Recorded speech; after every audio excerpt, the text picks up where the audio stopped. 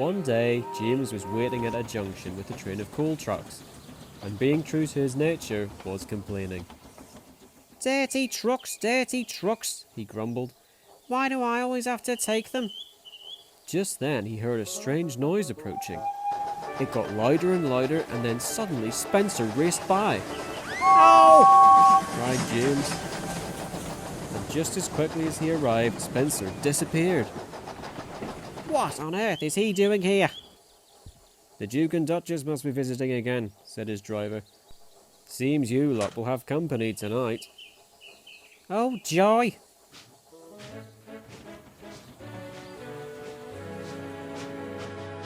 When he arrived at the sheds that evening, he found Spencer boasting to the others. You know, I really do pity you common folk.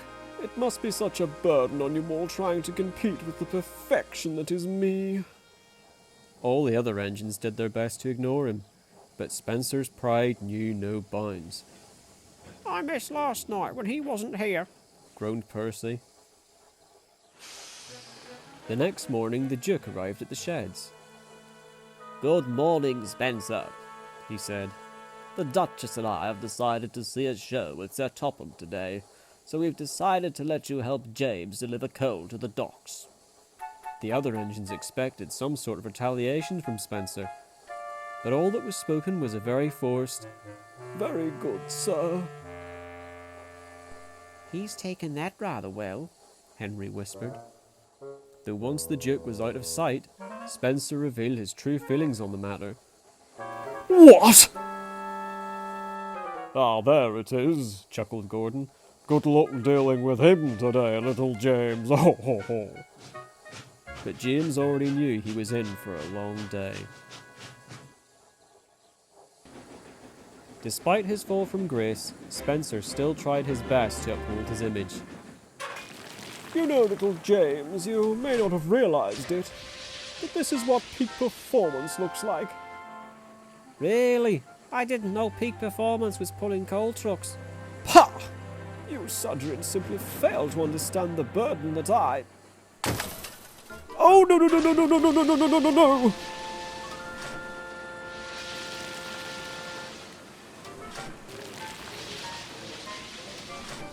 Spencer was covered from buffer to smokebox in dirty coal dust. Well, smirked James. So much for being the peak of steam. You look like any common shunter now. Spencer tried to muster a response, but coal dust had blocked his funnel. He tried to move, but he couldn't. You're not going anywhere else today, old boy, said his driver. A few minutes later, a worried yard manager walked up to James. There's no spare engine to help. Would you be able to take Spencer's coal as well as your own? James pondered. The extra trucks would be very heavy, but he wanted to show Spencer what peak performance really looked like. I'll give it a good try, sir, he said. Soon he had his first train organised and set off.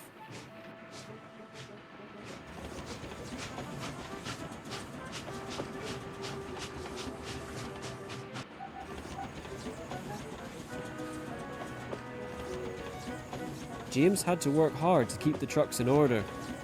They were heavy and bothersome, but he found them manageable until they came to Gordon's Hill. They gave him no trouble uphill, but downhill they played their usual tricks. On! They laughed. Oh no! James cried. The truck sent him thundering down the hill at full speed. Damn him! Throw him off the rails! Laughed the trucks. Why me? James cried. All right. He rushed through Edward Station, putting all his force against the trucks. Come on, old boy, said the driver. If we don't slow down by the next bend, we'll tip over, panicked the fireman. James, in one last-ditch effort, forced the last of his strength against the trucks. Come on! Screeched James.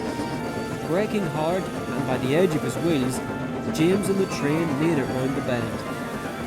"Well done, boy, well done," shouted his driver.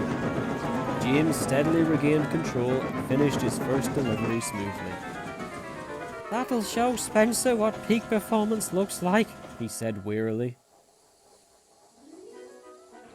The rest of the journeys went without incident. It was dusty, dirty, and grimy work, but for once, James didn't mind. When he came in with the last load, he was tired but triumphant. "Arr, me hearty, you've certainly sailed through some troubled waters today," said Salty. He certainly has, said the Fat Controller as he walked up. I'm proud of you, James. You've certainly proven yourself today, especially with how you handled that runaway. So, with Spencer indisposed, how would you like to take me and the Duke and Duchess to Callan Castle for a concert tomorrow? Oh, sir, Smiled James. I'd be honoured. Very well then. Now if you don't mind, after you bring Spencer to the works, I want you to rest in the sheds. You've earned it. Thank you, sir, said James as he set off. James returned to the coaling plant to find Spencer sitting beside the coal hopper. Well, well, well, if it isn't the peak of steam. It seems you're not the perfect machine you thought you were. Spencer just looked at his buffers in embarrassment. Really would have loved to see you have a try with those trucks on the hill. I imagine with your speed they would have had you flying to the other railway and back. As James triumphantly took Spencer to the works, he stayed unusually silent. He had a lot to think about.